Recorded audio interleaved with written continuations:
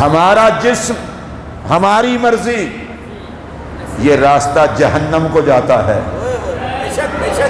ہمارا مال ہماری مرضی، یہ راستہ جہنم کو جاتا ہے۔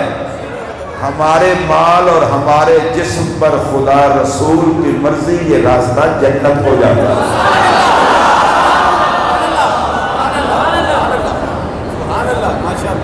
حلال کھانے کی پابندی جنتیوں کے لیے ہے،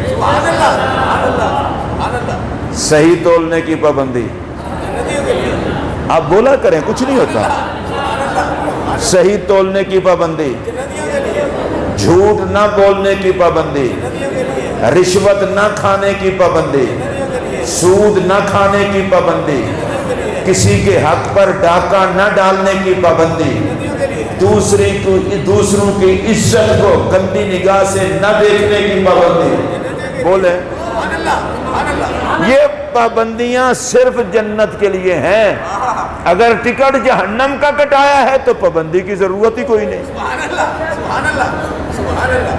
اچھے عقیدے کی پابندی، بولو، اچھے عمل کی پابندی، حلال کھانے کی پابندی، شرم و حیا کی پابندی،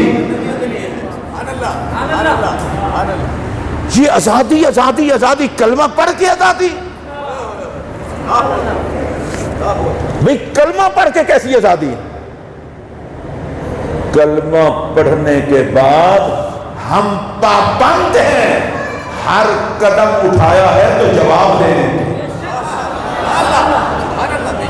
جو کمایا ہے تو کیسے، کھایا ہے تو کیسے، لگایا ہے تو کہاں۔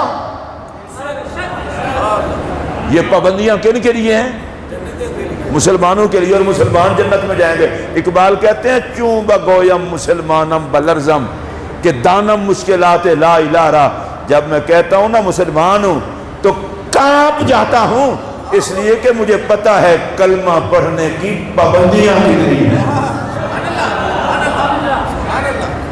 اور اگر میں یہ جملہ کہہ دوں اور آپ ذہن میں رکھ لیں، مزہ آ جائے گا، ارے یہ کلمے سے وفا میں منا بھی ہے، کربلا بھی ہے۔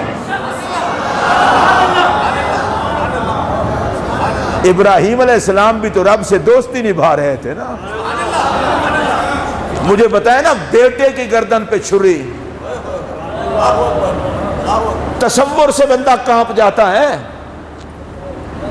اور چھری دیانتداری سے بار بار چلائی، کیوں؟ کائنات کو بتایا میں رب کا خلیل ہوں، بیٹا اتنا پیارا نہیں جتنا خدا کا حکم پیارا۔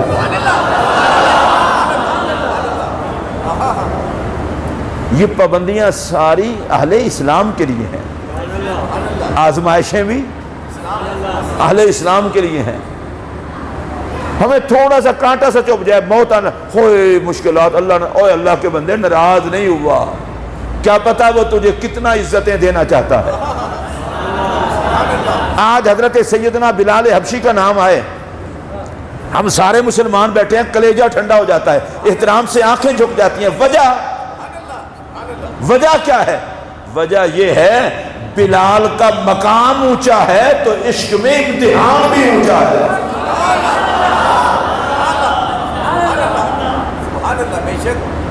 سیدنا صدیق اکبر پاک ہوں، عمر پاک ہوں، عثمان پاک ہوں، علی پاک ہوں، یہ صحابہ پاک، اللہ قرآن میں نہیں کہتا رضی اللہ عنہم، ان سب سے میں راضی ہوں، انہوں نے کلمہ پڑھ کے وفا کا حق ادا کر دیا۔ ہمارے پاس مال دولت سب کچھ ہو، ہم جنگ پہ جانے کے لیے تیار نہیں ہوتے۔ میری طرف دیکھ کے جملہ سنیں، جو پیٹ پر پتھر باندھ کے لڑیں،